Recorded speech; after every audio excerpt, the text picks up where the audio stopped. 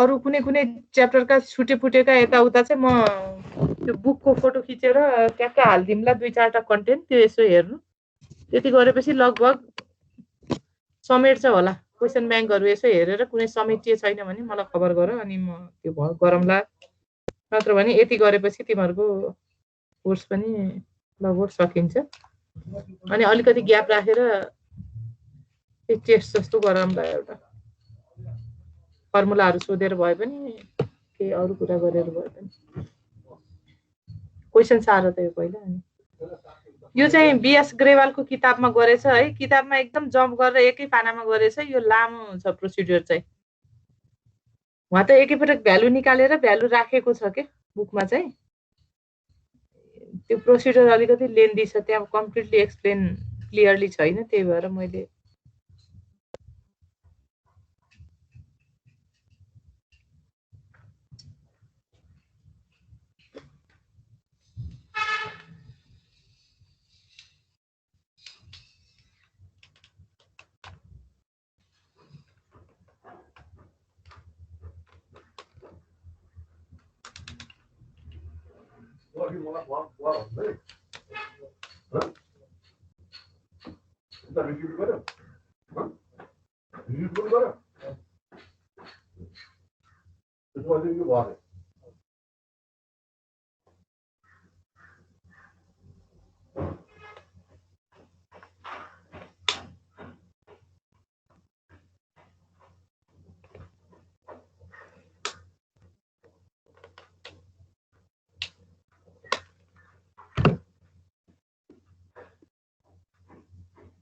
Question साह्रो त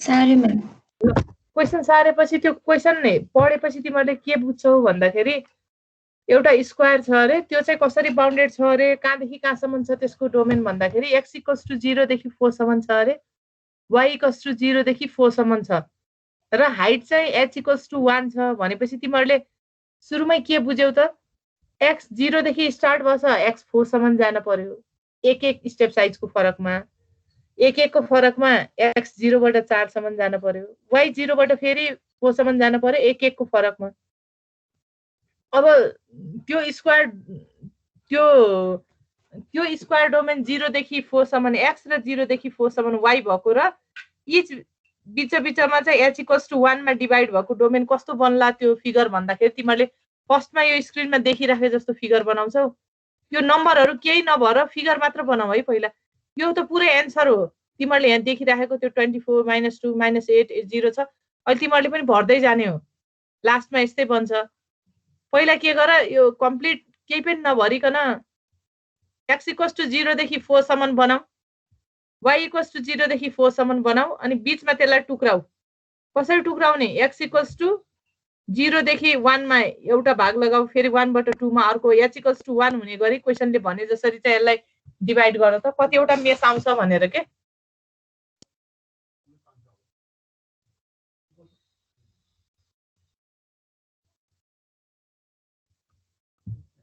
अनि यो स्क्वायर बाउन्डेड यो स्क्वायरमा तिमीले हेर्यौ भने यहाँ तिमीलाई चाहिँ के थाहा छ भन्दाखेरि क्वेशनले फेरि जहिले पनि बाउन्ड्री कन्डिसन दिएको हुन्छ दिएन भने बाउन्ड्रीमा भ्यालु 0 छ भनेर राख्छौं यहाँ क्वेशनले चाहिँ तिमीलाई के भन्यो त बाउन्ड्रीमा चाहिँ कन्डिसन के छ अरे u = x² y² छ भनेको छ u = x² y² छ भने अब तिमीले बाउन्ड्रीमा त तिमीलाई भ्यालु थाहा छ कसरी थाहा छ भन्दा गिभन कन्डिसन दिएछ बाउन्ड्रीमा u = x² y² छ अरे अब u को भ्यालु बाउन्ड्रीमा राख त सबै राख्दाखेरि तिमीले बाउन्ड्रीमा त्यो 16 64 144 256 0 0 0 0 त्यस्तै पाउँछ कि पाउँदैनौ त्यो बनाऊ अनि बाउन्ड्रीमा भर त गिभन कन्डिसन अनुसार बाउन्ड्री फुलफिल गर त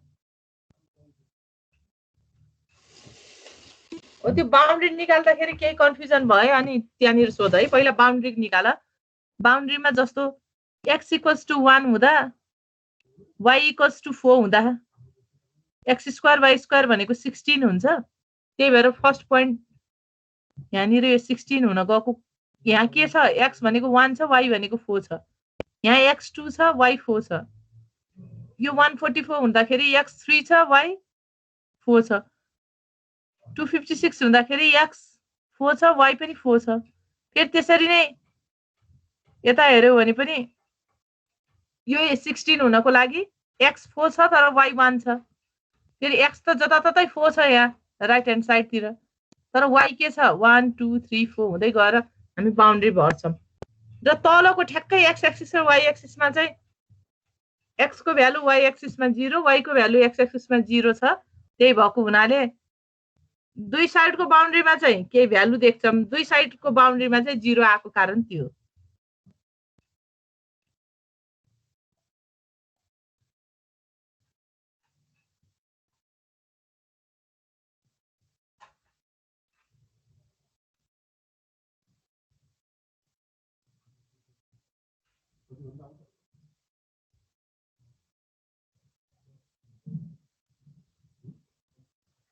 यो 16, 64, 144, 256 यो फाइन्ड आउट गर्यो, गरेर यो बनायो। अलि ठुलो बनाऊ है, कपीमा बनाउँदा अलि पछि भर्न पर्छ के फेरि सबै त्यही।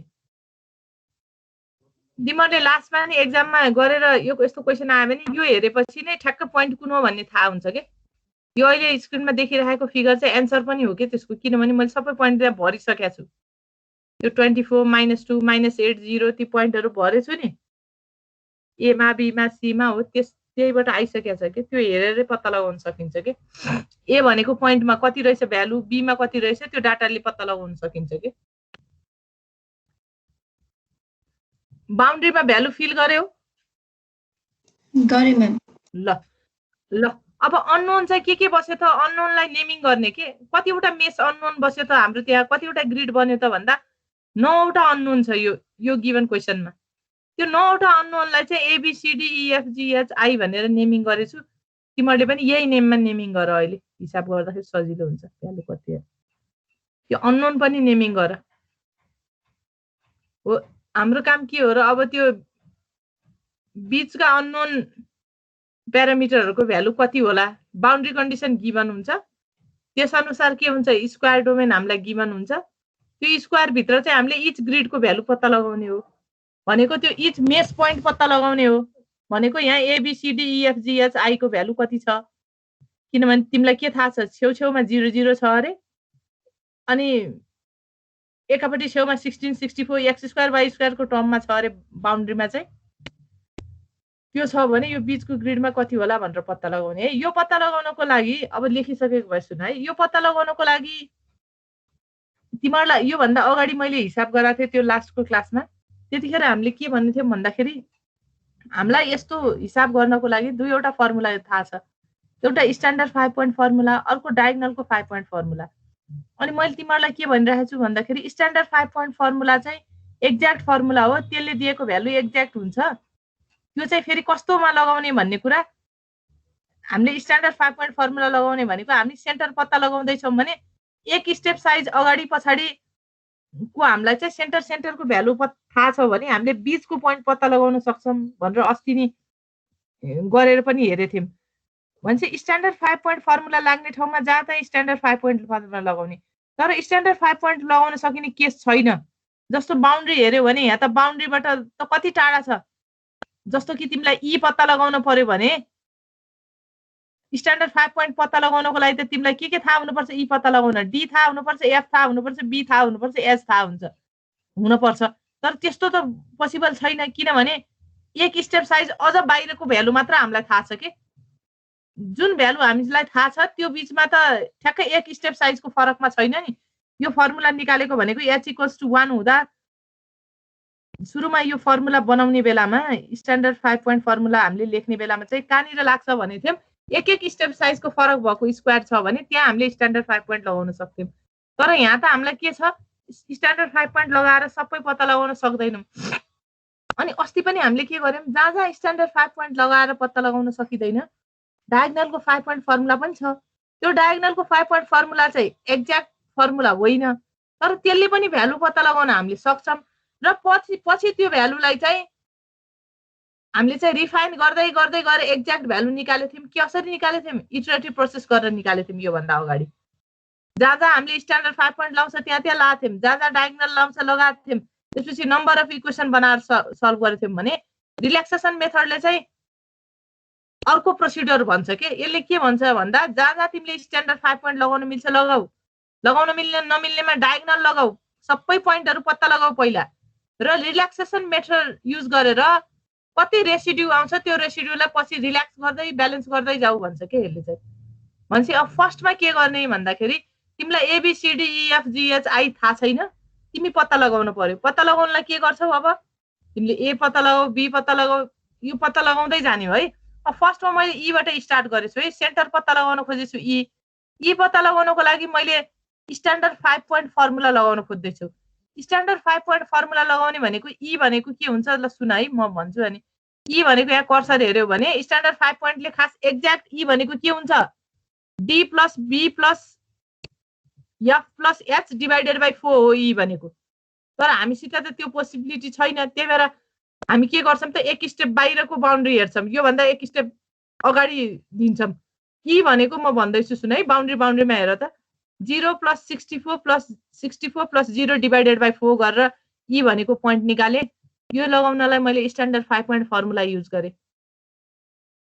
यो ई निकालेकोमा क्लियर छौ ल भन त पहिला। अस्ति पनि ई यस्तै सेन्टर त यसरी नै निकालेको हो नि। हजुर म्याम।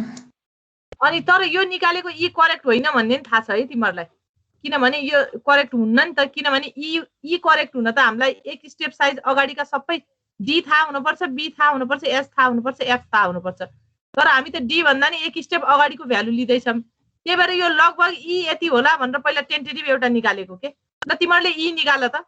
अब मैले त 2-3टा क्यालकुलेसन मात्र गरेछु, सबै तिमीहरूलाई यहाँ गराउँछु भनेर कम्प्लिट मैले गरेर आएको छैन, आज गरे छैन कि। यो हिसाब त अब प्रत्येक साल गरिराखेकै हिसाब हो, आज गरे छैन। ल ई 32 निकाल्यो, निकाल त तिमीहरूले गर त। यो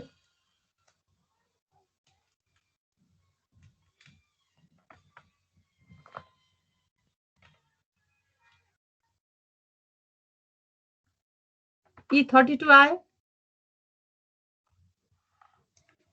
सबैले गर है, यो अलि लामो।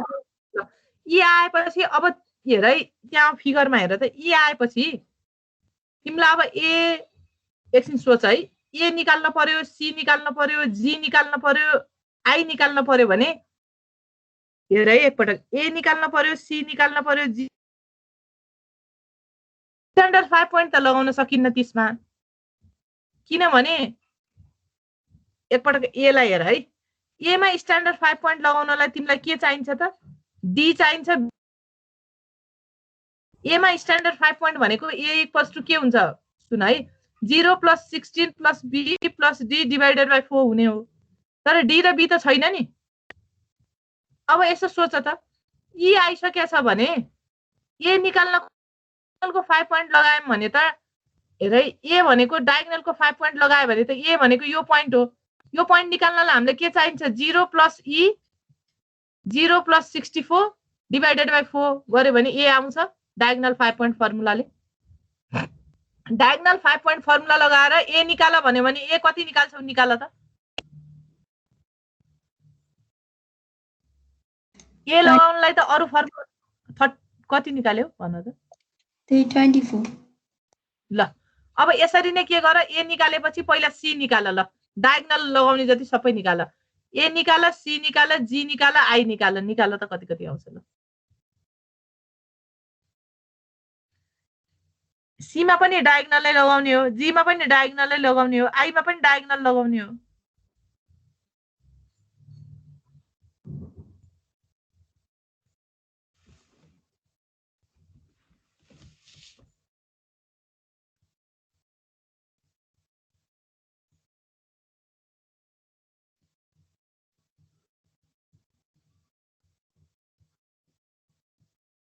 सी कति निकाल्यौ भन्दै गर्दै गर है। सी कति निकाल्यौ ल पहिला निकाल त।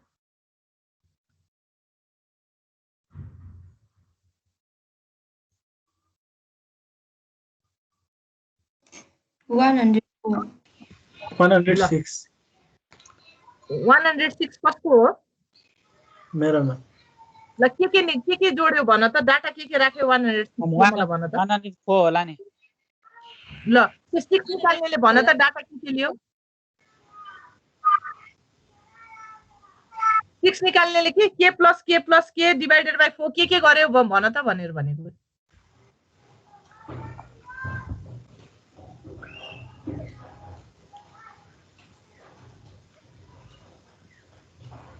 भन त झन् भन्दै भनेन 104 हो के आउने तिमीले क्याल्कुलेसन मिस्टेक गर्यो सी निकाल्नको लागि सुन है 32 plus 256 plus 64 plus 64 divided by 4 गर्ने हो त्यति नै गरेनौ र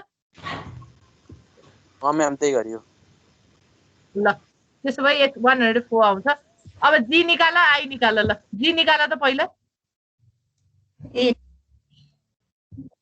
8 आउँछ है ल ठीक छ अब आई निकाल डायगोनल 5 पॉइंट लगाएर आई निकाल 24 आई कति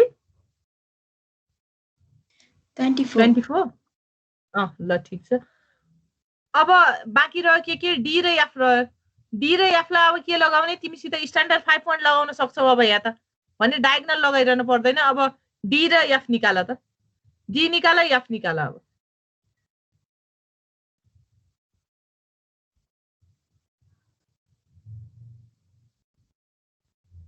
डी र एफ निकाल्नलाई स्ट्यान्डर्ड 5 पॉइंट फर्मुला अब जहाँ जे फर्मुला लगाएको छु त्यो छेउछेउमा लेख्ने हो फेरि मैले यहाँ लेखेको छु नि डायगोनल 5 पॉइंट फर्मुला भनेर यसरी स्ट्यान्डर्ड 5 पॉइंट फर्मुला के लगायो आफूलाई कन्फ्युजन हुँदैन के पछि कतै मिस्टेक भयो भने पनि हेर्न डी र एफ निकाल्दा त कति आउँछ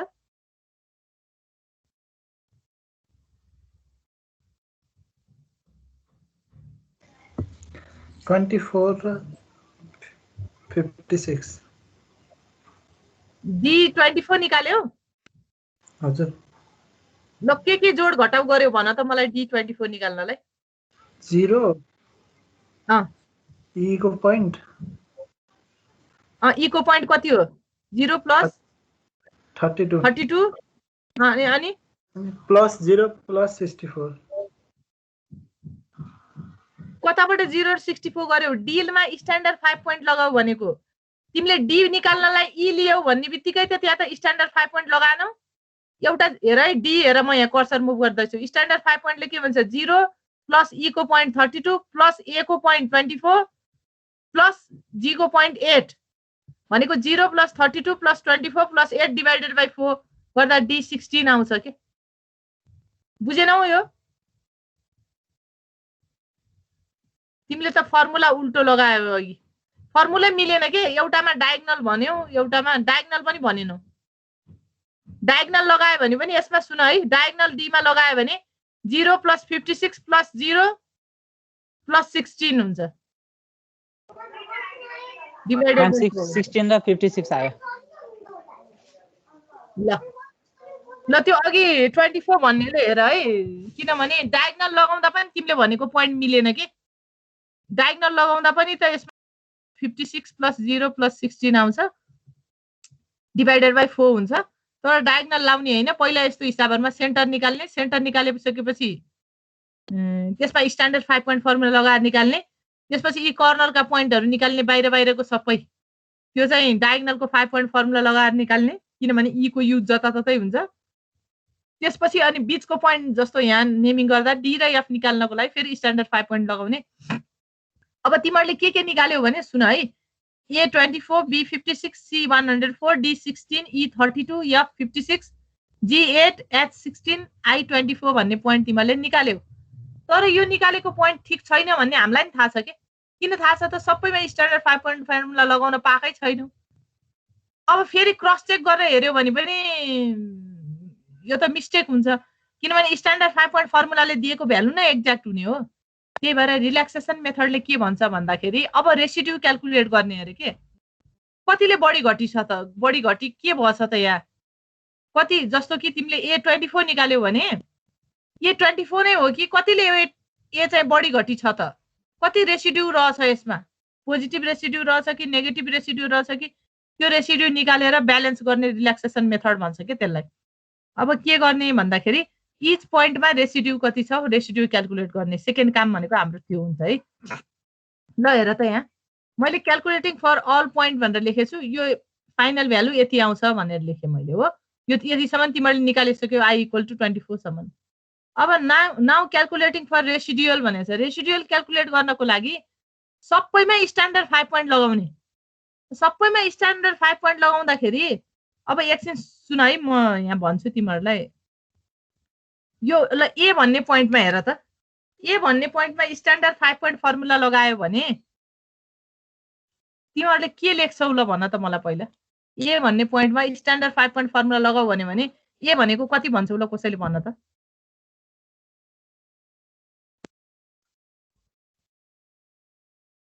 यहाँ अहिले यही पोइन्ट देख्छौ भने तिमीले सुन है, 0 + 56 + 16 + 16 डिभाइडेड बाइ 4 भनेको ए होइन हो कि होइन? 0 + 16 + 56 + 16 डिभाइडेड बाइ 4 भनेको ए हो कि होइन?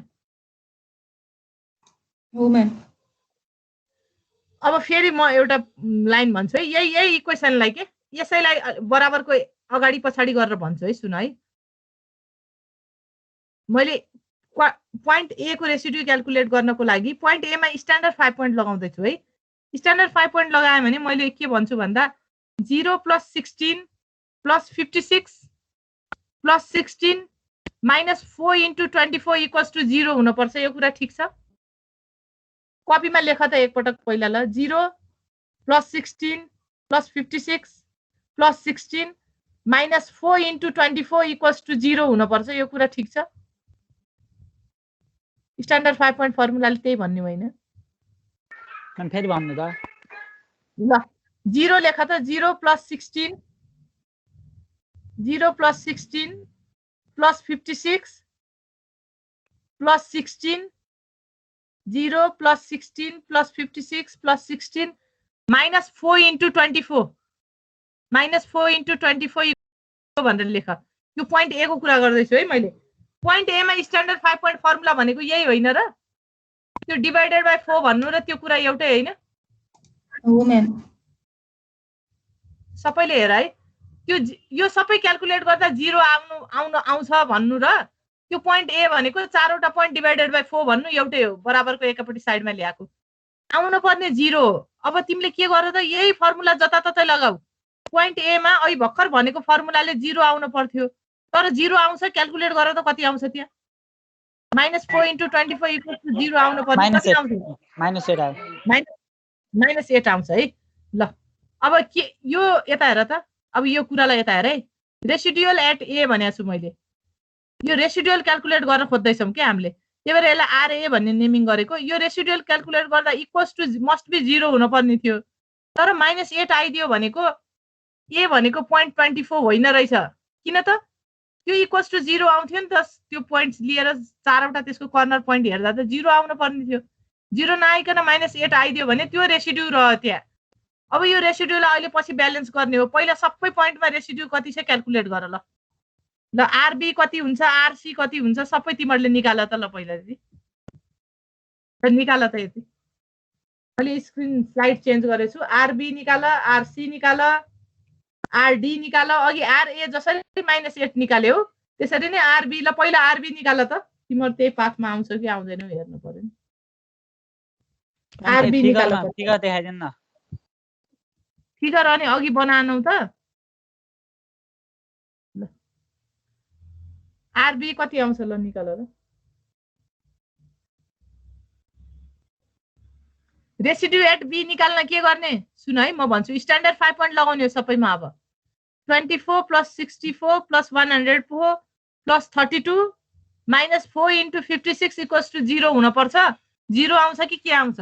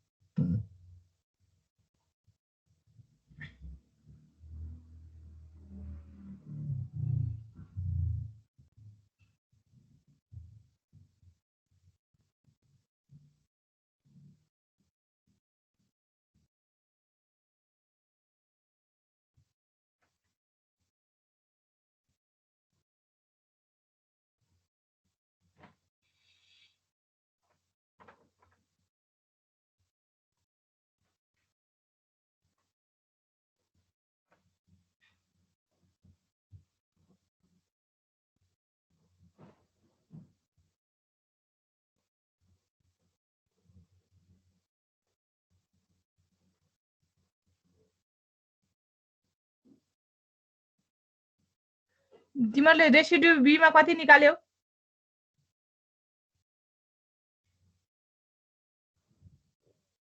0 बी मा 0 आयो, अरु पनि 0 आयो, कति आयो?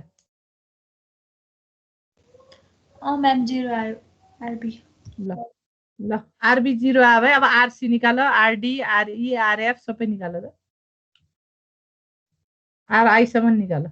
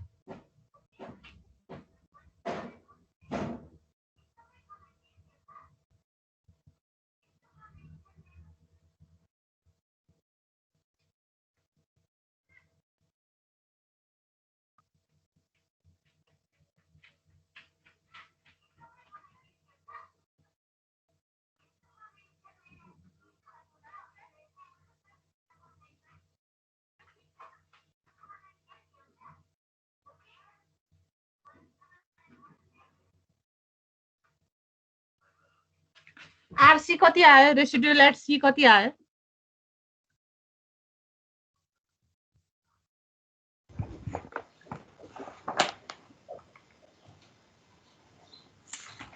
-60 आरसी कति आयो? -60। ल आरडी निकाल्यौ? 0 अनि आर एफ RF 0 आरई 16 अनि जी आरजी 0 आरएच 0 अनि आरआई -8 -8 तिमीले निकाली भइसक्यौ कि यही हेरेर भन्यौ? निकालेको हेर्यौ जस्तो लाग्यो। अब हेरेर बुझ्नु निकालेको मैम हो। ल छिटै निकालेछौ त। अब यो रेसिड्यु हेरेर के बुझ्यौ तिमीहरूले भन्दाखेरि, अब यता हेर है, रेसिड्यु हेरेर के बुझ्यौ भन्दा, ल हेर त यहाँ रेसिड्यु ए को रेसिड्यु -8 छ, बी को रेसिड्यु 0 छ, सी को -16, यसरी नै निकाल्दै जाने र सल्भ गर्ने बेलामा, ब्यालेन्स गर्ने बेलामा चाहिँ सबैभन्दा लार्जेस्ट रेसिड्यु कहाँ छ भनेर पहिला खोज्ने, त्यताबाट ब्यालेन्स गर्दै आउँछ के। स्मलेस्टबाट ब्यालेन्स गर्न नहुने भन्ने नि छैन है, यो जताबाट गरे नि हुन्छ। बुकमा लार्जेस्ट भनेको छ, त्यही भएर, नत्र भने जुनलाई ब्यालेन्स गरे पनि हुन्छ, खासै फरक केही पनि पर्दैन, कुरा एउटै हो। तर अब बुकमा चाहिँ लार्जेस्ट रेसिड्युबाट चाहिँ सर्च गर्ने भनेको छ। एउटा 16 आछ, एउटा -16 आछ।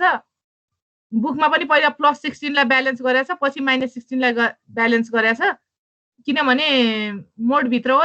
-16 पनि +16 जत्तिकै वेट हो, तर सुरुमा चाहिँ यो लार्जेस्ट नम्बरलाई नै ब्यालेन्स गर्ने हो।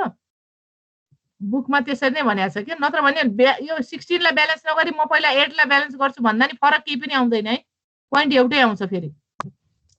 अब न्युमेरिकली लार्जेस्ट रेसिड्युलाई पहिला ब्यालेन्स गर्ने भए, सबभन्दा न्युमेरिकली लार्जेस्ट भनेको चाहिँ 16 हो। त्यो 16 हेर त कहाँनिर छ? ईमा छैन? ई को रेसिड्यु 16 आएको होइन?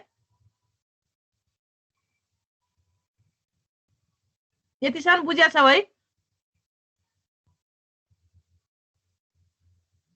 सबैभन्दा बढी रेसिड्यु के ईमा आछ, ईमा 16 रेसिड्यु आछ भनेको बुझेछौ है यतिसम्म?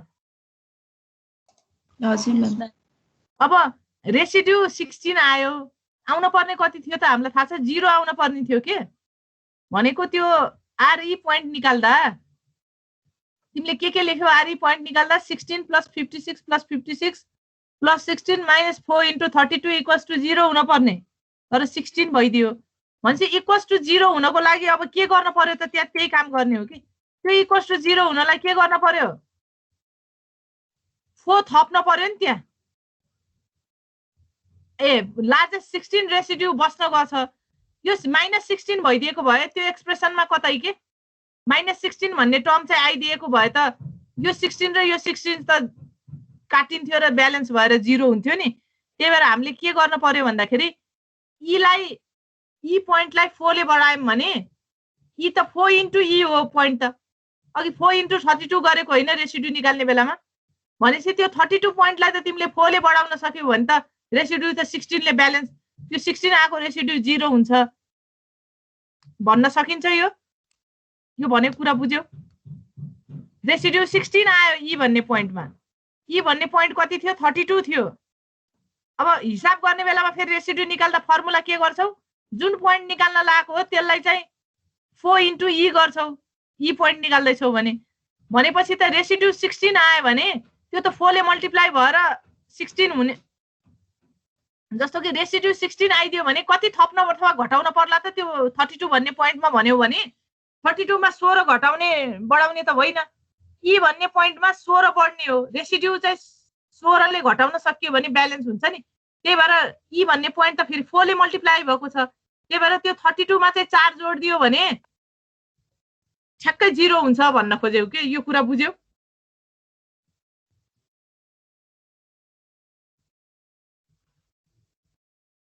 हजुर म्याम ल त्यही भएर के गर्ने भन्दा यो कुरा लेखेको छु है मैले numerically largest residue is 16 at E to liquidate it we increase u by 4 so that residual becomes 0 and the residuals at neighboring nodes get increased by 4 भनेर लेखेको छु है यो पछाडीको लाइन त सो पछाडीको कुरा त अहिले भनौँला है अब यता हेर त यो ई भन्ने पोइन्टमा अब यो फिगरमा हेर है अब अन्त कोही पनि नहेर ई भन्ने पोइन्टमा चाहिँ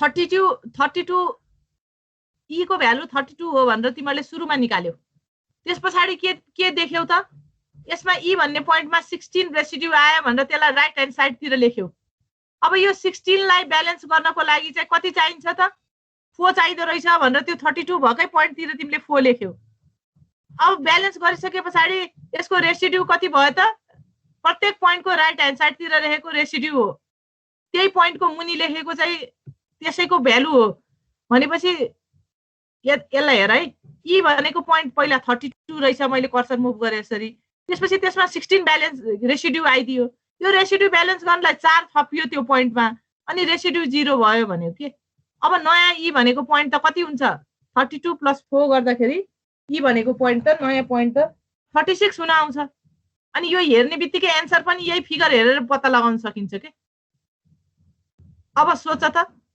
ई भनेको ई को रेसिड्यु त 16 रहेछ 4 ले ब्यालेन्स गर्यो त्यसपछि फेरि अर्को लार्जेस्ट रेसिड्यु भनेको कुन हो त्यसपछि लार्जेस्ट रेसिड्यु कुन हो सी हो सी को रेसिड्यु -16 आछ कि छैन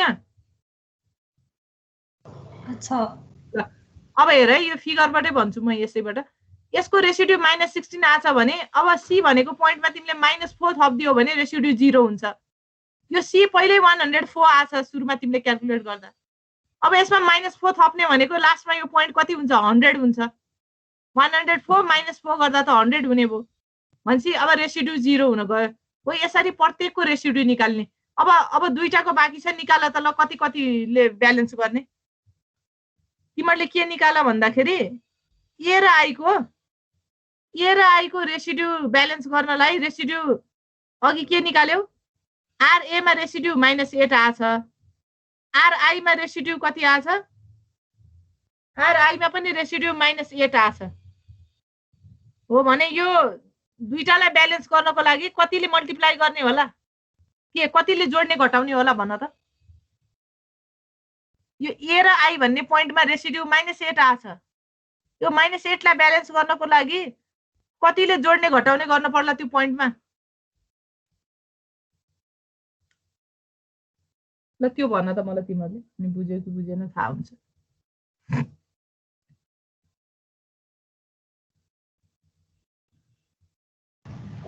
जति जोड्नु पर्ने हो त्यसमा डिभाइड बाइ 4 गरे ल यसमा -2 आयो हो भनेपछि अब तिमीले आर आई ब्यालेन्स गर्नको लागि आर ए ब्यालेन्स गर्नलाई -2 चाहिँदो रहेछ अब हेर है यो कुरालाई कसरी लेख्ने भन्दाखेरि यो फिगर एकपटक हेर त अब म ए बाटै भन्दै आउँछु हेर है ए मा सुरुमा तिमीले 0.24 हो भनेर निकाल्यौ तर यसमा पछि रेसिड्यु क्याल्कुलेट गर्दाखेरि राइट ह्यान्ड साइडतिर हेर त a को -8 रेसिड्यु भयो भन्यो। यो ब्यालेन्स गर्नलाई कति चाहिन्छ त -2 चाहिँदो रहेछ अनि रेसिड्यु 0 भयो। हो यसरी नै भरेको है। अब d भन्ने पोइन्ट हेर त सुरुमा 16 निकाल्यौ रेसिड्यु 0 छ। यो पोइन्टमा केही पनि थप घट गर्न परेन, d जतिखेर पनि 60 नै हुन्छ। तर यहाँ d मा यो 4 र -2 यतापट्टि राइट ह्यान्ड साइडतिर के लेखेको हो भन्दाखेरि अब यता सुन है। अब यो e बाटै स्टार्ट गरौँ ल। सुरुमा हामीले के भन्यौं e भनेको 0.32 हो भने e मा रेसिड्यु कति आयो 16 आइदियो। त्यसलाई ब्यालेन्स गर्नलाई 4 चाहियो अनि रेसिड्यु 0 भयो। अब तिमीहरुलाई के थाहा छ स्ट्यान्डर्ड 5 पोइन्ट फर्मुला लगाउँदा त e भनेको पोइन्ट त त्यो आफुमा मात्र पोइन्ट होइन नि भन्न खोजेको। जसको यसको एडजसेन्ट नोडहरु छन् नि, जस्तो तिमीलाई d क्याल्कुलेट गर्नलाई e चाहिन्छ सोच है। स्ट्यान्डर्ड 5 पोइन्टको मात्र कुरा गर्दै छु। e को युज अरु कहाँ हुन्छ त e आफै क्याल्कुलेट गर्दा त e चाहियो। तर e को युज अन्त कता कता हुन्छ त b क्याल्कुलेट गर्दा चाहियो, d क्याल्कुलेट गर्दा चाहियो, f क्याल्कुलेट गर्दा चाहियो, h क्याल्कुलेट गर्दा चाहियो। यति भनेको क्लियर छौ? e को युज भनेको d b f र h क्याल्कुलेट गर्दा चाहिन्छ। यति भनेको क्लियर छौ? स्ट्यान्डर्ड 5 पोइन्ट फर्मुला लगाउँदा e भन्ने पोइन्ट चाहिँ d b f र h क्याल्कुलेट गर्दा चाहिन्छ कि अरु बेलामा चाहिदैन नि।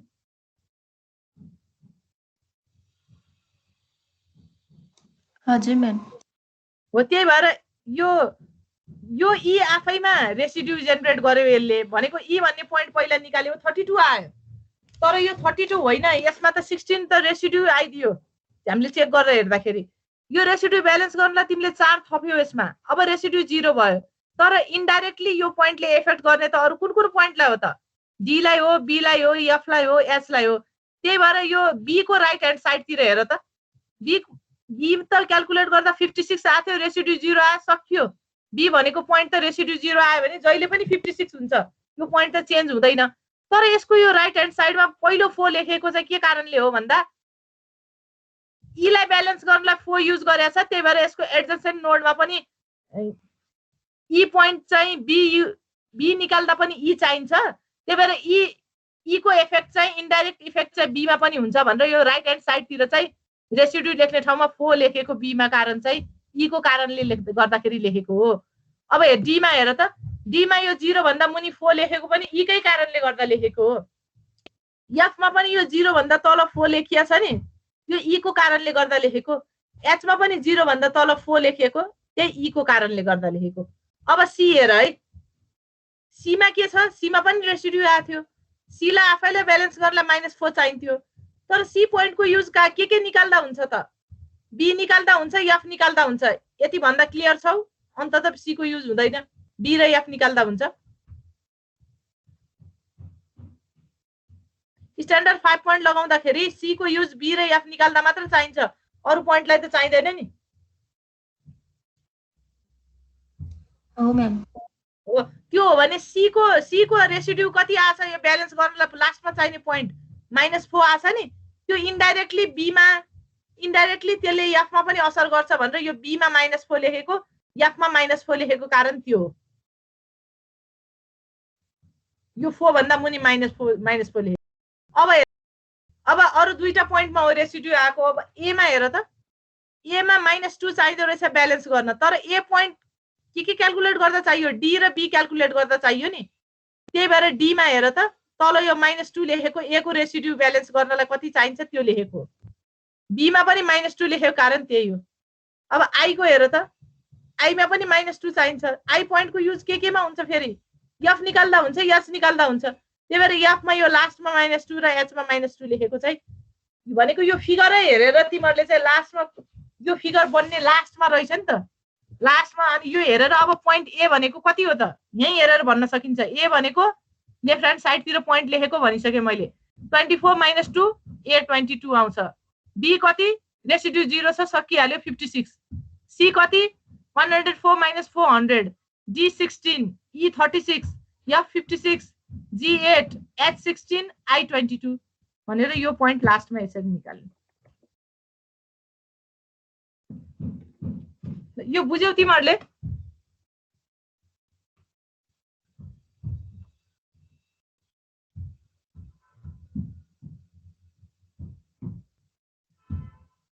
यो रिल्याक्सेसन मेथडमा नबुझेको छ र के अब त्यही भएर लास्टमा त्यो फिगर बन्छ बुकमा यसो जम्प गरेर बनाएको छ एक पानामै सकिया छ प्रोसिड्युर अलिकति लामो छ कि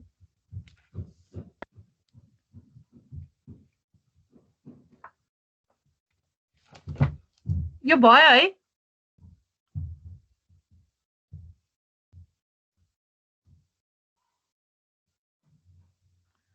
अब यी पोइन्टहरुमा चाहिँ स्ट्यान्डर्ड 5 पोइन्ट फर्मुला लगायो भने लगभग यति नै आउँछ के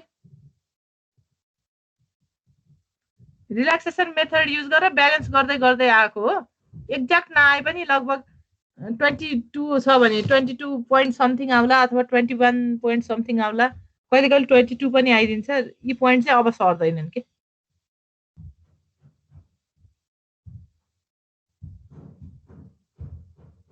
यहाँ नबुझेको केही छ रिल्याक्सेसन मेथडमा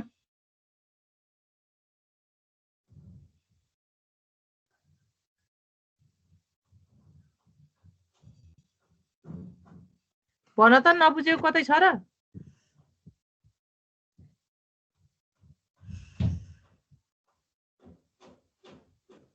पोइन्ट निकालेको बुझेनौ र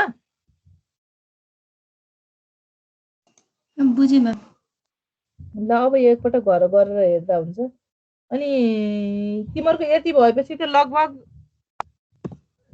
नर्मल्ली लगभग कोर्स सकिएको हो है अब यो पछाडि पनि एउटा दुईटा प्राय अहिलेसम्म मैले सोधेको देखेँ सिलेबसमा कता कति छ एउटा दुईटा कन्टेन्टहरू है अनि एउटा दुईटा कन्टेन्ट भन्नाले तिमीहरूले पनि हेर्न सक्छौ होला म बालगुरु स्वामीको किताबमा छ यसो फोटो खिचेर हालिदिन्छु न्युटन ऱ्याप्सन मेथडको चाहिँ हामीले एउटा इक्वेसनको मात्र पढेछौँ भने दुईवटा इक्वेसनको भन्ने छ के फर टु इक्वेसन भन्ने छ जस्तो x + y = समथिङ होला अथवा अब x² + 2y = समथिङ केही यस्तो दुईवटा इक्वेसन आयो भने एनआर मेथड लगाएर कसरी सल्भ गर्ने भन्ने एउटा छ त्यो तिमीहरूले हेर्दा हुन्छ होला म त्यो पनि हालौँला अनि त्यसपछि एउटा दुईटा त अब फर्मुला डिराइभ गर्ने जस्तो छ त्यो अब कहाँबाट कसरी सोध्ला नसोध्ला अहिलेसम्म सोधेको मध्येबाट एउटा दुईटा यो न्युटन ऱ्याप्सन मेथडतिरको फर्मुला डिराइभ गर भनेर एक साल सोधेछ के हो त्यो एउटा दुईटा कन्टेन्ट के होला त्यो चाहिँ म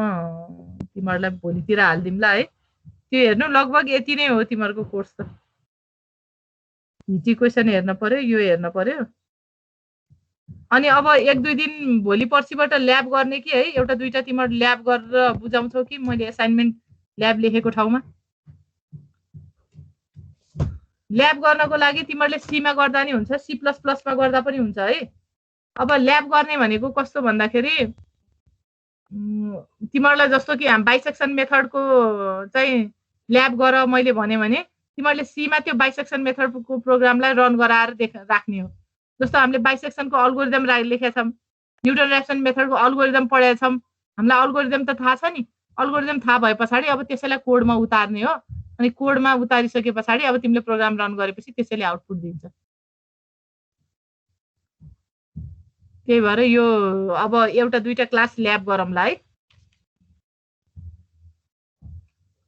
र तिमीहरूलाई केही समस्या पर्यो भने अनि अरू केही छ भने अनि त्यो पढौँला म भोलिको क्लासमा चाहिँ तिमीहरूलाई यो अब पढ्न पर्ने कन्टेन्ट के छ त्योहरू हालौँला अनि तिमीहरूले ल्याबको लागि चाहिँ अब म असाइनमेन्ट अथवा कतै त्यहाँ राख्छु तिमीहरूले मलाई ल्याब गर्दै त्यसमा बुझाउन पर्यो के ल्याबको लागि के यसो गरौँला है मैले पहिला पनि दुई चारवटा ल्याब त 5-6वटा गराउँथे प्रत्येक च्याप्टरबाट गराउँथे के अब हामीले ल्याब चाहिँ के गर्ने भन्दा कपी लिएको भए त्यहाँ टिपेर राख त एउटा एनआर मेथडको गरौँला है न्युटन ऱ्याप्सन मेथडको गरौँला त्यस पछाडि आएर बाइसेक्सन मेथड गरौँ एउटा त्यस पछाडि सेकेन्ड मेथड एउटा गरौँ है टिप यो NR method bisection method second method त्यस पछाडि गस इलिमिनेसन मेथडको त्यो नर्मल गस इलिमिनेसन मेथड गरौँला त्यसपछि इन्टरपोलेसनबाट ल्याग्रान्जे इन्टरपोलेसन गर्ने एउटा यति मैले सधैँ क्लास हुँदा पनि गराउँथे कि यस पछाडि भनेको अब इन्टिग्रेसन र डिफरेन्सिएसनबाट एउटा चाहिँ एउटा ल ट्र्यापेजोइडलको कम्पोजिट ट्र्यापेजोइडल गरौँला है एउटा कम्पोजिट ट्रापेजोइडल गरौँला। अर्को आरके फोर्थ अर्डर है। आरके फोर्थ अर्डरको चाहिँ त्यो नर्मल फर्स्ट डेरिभेटिभ वाला गरे पनि हुन्छ, हायर अर्डर पर्दैन। ल मिनिमम पनि यति गरौँला है। 3 4 5 6 7 यसो 1 2 3 4 5 6 7वटा ल्याबको लागि मैले राखेको छु। यो 7वटा ल्याब चाहिँ तिमीहरूले मलाई गरेर बुझाउन पर्यो, प्रोग्राम रन गरेर बुझाउन पर्यो। अनि एसाइनमेन्टहरू म थोरै राख्छु भरेतिर, कहाँ बुझाउने तिमीहरूले त्यो त्यहाँ बनाउँला राखौँला। अनि यो गरेर बुझाउन पर्यो। अनि केही समस्या भयो भने फेरि त्यो समस्या समाधान गर्नको लागि फेरि क्लास लिम्ला नि हामी। म्याम हाम्रो मैले चाहिँ ल्यापटप ल्याएको थिएँ पोखराबाट आउँदाखेरि, के गर्ने हामी ल्यापटप नभएको? ए ल्यापटप नभएकाले है। तिमीहरू अब कहिले आउने कुरा छ र यता? यो तिमीहरूलाई मास्टर्सको एक्जाम त सुरु भइसकेको छ होइन? तिमीहरूको चाहिँ कहिलेसम्म भनेको छ यो कोर्स? हामी त अब तिहार पछि त आउने होला नि म्याम। होइन तिहार पछि आउने भनेको छ कि मङ्सिर पछाडि भनेको छ? एक्जाम त हाम्रो पुसको पहिलो हप्तातिर हुन्छ भन्ने जस्तो कुरा गर्नुभएको थियो एचओडी सरले। यसो गर नि त, अब ल्यापटप नहुनेले मलाई कसरी ल्याब गर्ने त है? ए यसो गर्ने, ल्यापटप नहुनेले तिमीले कोड लेख्न त अल्गोरिदमलाई कोडमा कन्भर्ट गर्न त जानेछौ नि एक्जाममा है? हजुर हजुर हो, त्यसरी लेखेर बुझाउनु पर्यो।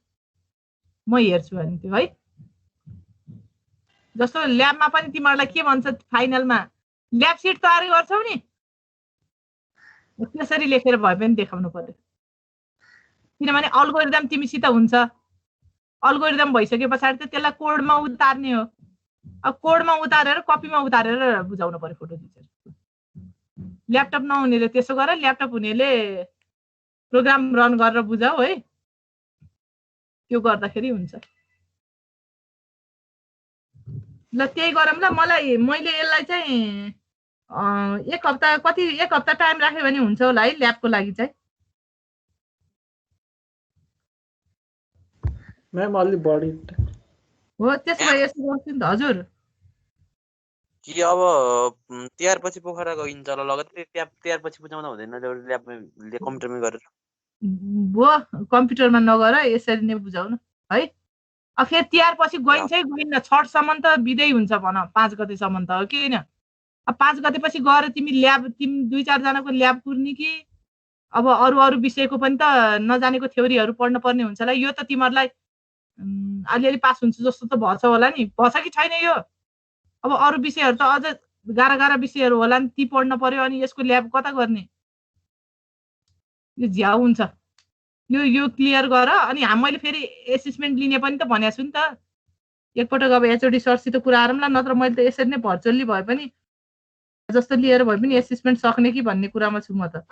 त्यो भयो भने फेरि किन यो ल्याबले मात्र बाँकी राख्ने? यसो कोड लेख्ने एक्जामको तयारी पनि हुन्छ क्या। एक्जाममा आयो भने कोड कसरी लेख्ने भन्ने कुरा पनि कपीमा लेखिन्छ, यो गर्ने भयो। म 10 दिन जतिको टाइम राख्छु, ठ्याक्कै तिहार पछाडि 6 अगाडि चाहिँ यो बुझाउने गरी म राख्छु।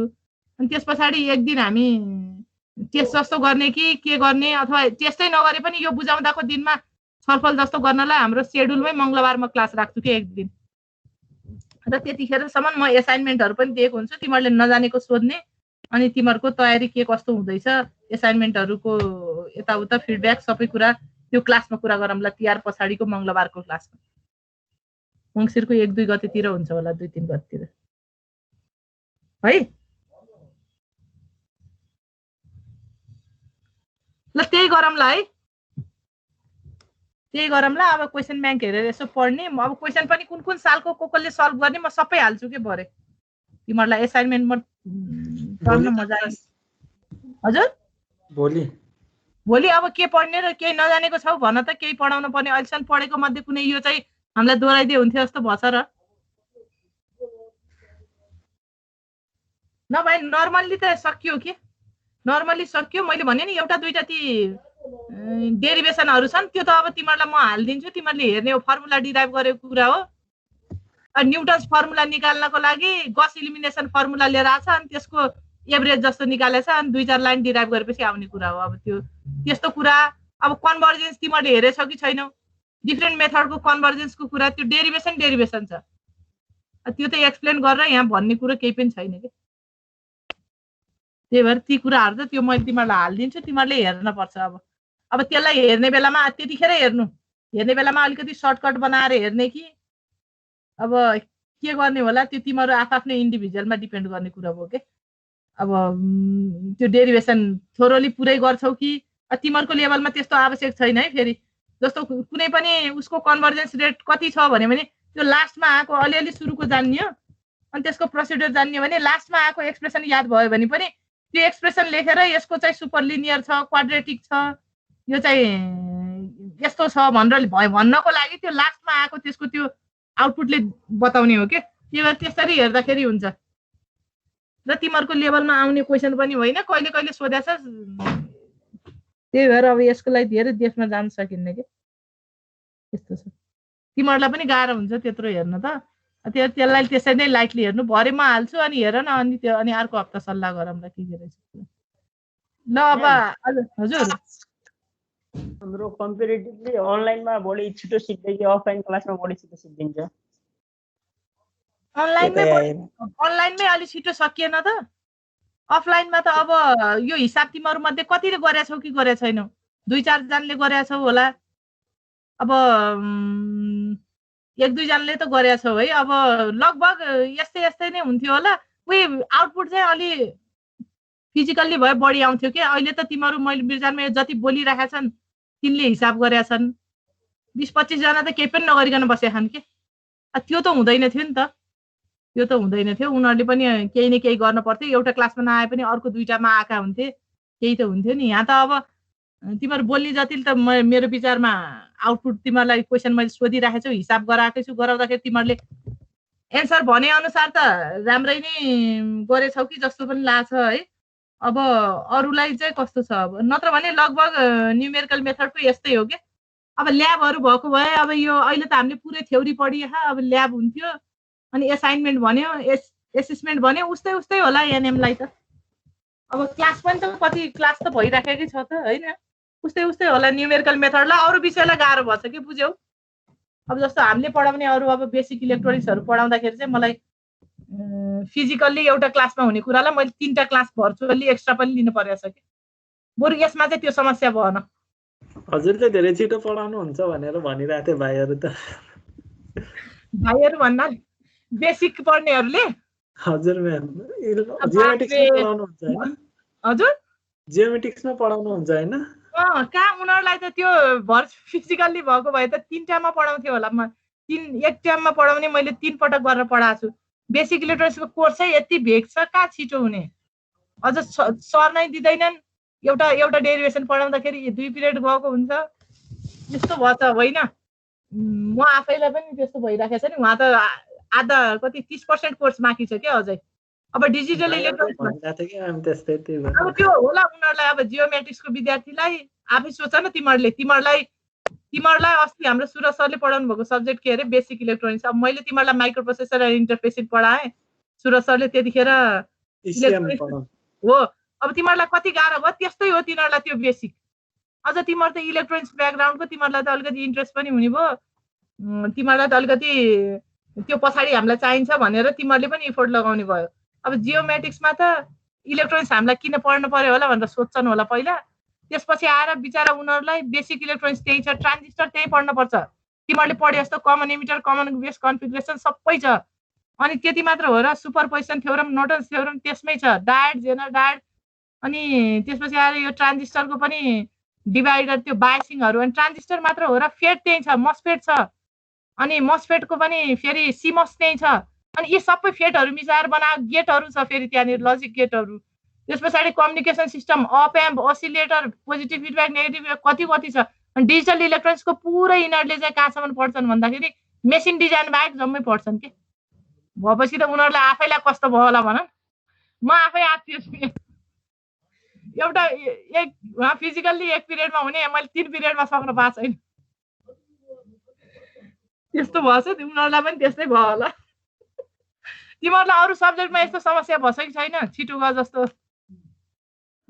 तिमीहरूलाई एनएम सुन न एनएम छिटो गर जस्तो भछ कि छैन एनएम त भन होला नि हिसाब गराइराखेको छु यसमा त छैन यो सजिलै छ नि के होला यो त सजिलै छ नि हैन हामीलाई त झन् सजिलो हुने भयो तिमीहरू विद्यार्थीलाई हो थोरै यसो टाइम लगाएर टाइममा भ्याउनु पर्यो ल यसो गर न एकपटक हेर अनि केही समस्या भयो क्वेसन ब्याङ्कतिर यताउता केही कुरा देख्यौ भने यसो सल्लाह गर्दा पनि हुन्छ अनि म पनि यसो 10 दिन पछाडि एउटा क्लास जस्तो गरौँला नि भेटघाट गरौँला त्यतिखेर अनि एसाइनमेन्ट कि एसेसमेन्ट हुने भयो म त्यतिखेर खबर गर्छु नि टेस्ट जस्तो भयो नि तिमीहरू मध्ये पनि त 15-20 जना त आइडियल्ली यत्तिकै बसेछौ त्यो मैले मेसो पाइसकेको छु अब तिनलाई भए पनि त गराउनलाई पनि त एसेसमेन्ट जस्तो गर्न पर्यो नि त अब यो एसाइनमेन्टहरू पनि आज म भरे हाल्छु सबै गरेर पुरै टाइममा बुझाऊ अनि म चेक गरेर फिर्ता पनि गर्छु त्यस अनुसार अनि गरौँला ल आजको मैले राखेँ है अब यतिकै न